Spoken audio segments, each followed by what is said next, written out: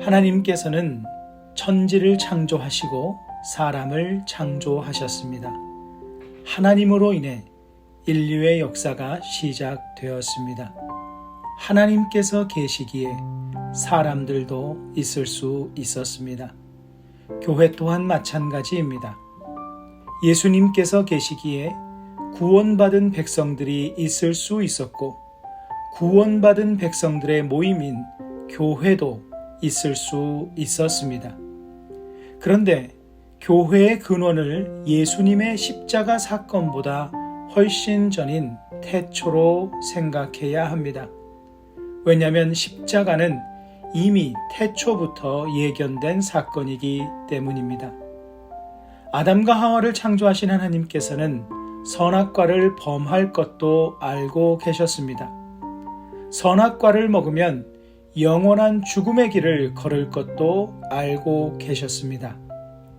그것으로 끝이었다면 하나님께서는 이 세상을 창조하실 이유가 없으셨을 것입니다. 버리고 멸망할 창조물을 만드실 이유가 없으시기 때문입니다.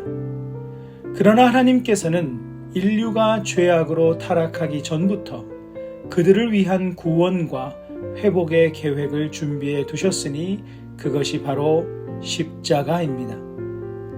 하나님께서 이 세상을 창조하시고 아담과 하와를 창조하실 때에 이미 자신의 아들이신 예수 그리스도의 십자가까지 작정하신 것입니다.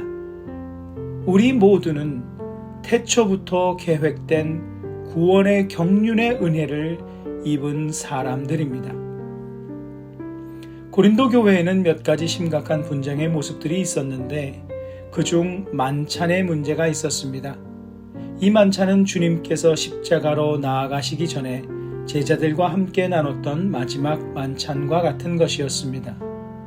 그래서 예배의 형식이라기보다는 함께 만찬을 나누며 주님의 십자가의 은혜를 되새기는 식사 형식이었습니다. 당시 만찬과 식사는 주님의 십자가 사랑을 나누는 자리였습니다. 그런데 여기에 문제가 생겼습니다.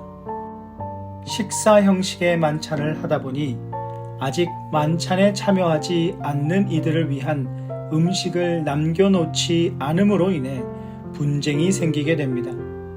사랑의 나눔, 은혜의 나눔, 구원의 감격의 나눔의 자리가 되어야 할 만찬의 자리가 분쟁의 자리가 되고 있었습니다. 예수 그리스도의 십자가의 사랑을 입어 내가 하나님의 백성이 된 것은 우리가 식사와 같은 매일의 일상에서 늘 기억해야 하는 은혜입니다.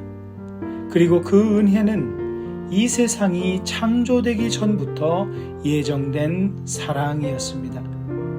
주님께서 자신의 몸을 찢으시고 피를 흘리심으로 우리를 주의 백성이 되게 하셨고 내가 교회가 되게 하셨습니다. 이는 나뿐만이 아닌 남에게도 동일하게 베푸신 은혜입니다. 그 형제, 그 자매를 위해서도 주님께서는 몸을 찢으시고 피를 흘리심으로 주의 백성이 되게 하셨고 교회가 되게 하셨습니다. 그러므로 우리는 함께 신앙생활하는 이들을 늘 소중하고 귀하게 여겨야 합니다.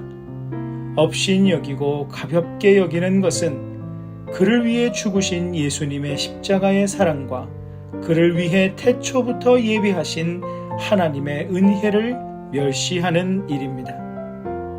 너희가 이 떡을 먹으며 이 잔을 마실 때마다 주의 죽으심을 그가 오실 때까지 전하는 것이니라.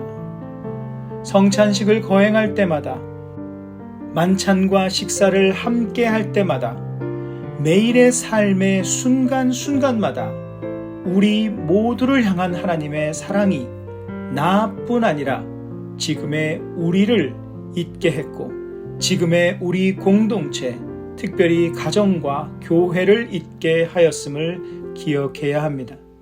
우리 모두는 하나님께서 태초부터 십자가를 통해 구원하시고자 했던 그분의 자녀요, 십자가를 통해 세우시고자 하셨던 귀한 교회들입니다. 말씀을 기억하며 기도하는 시간을 가지십니다.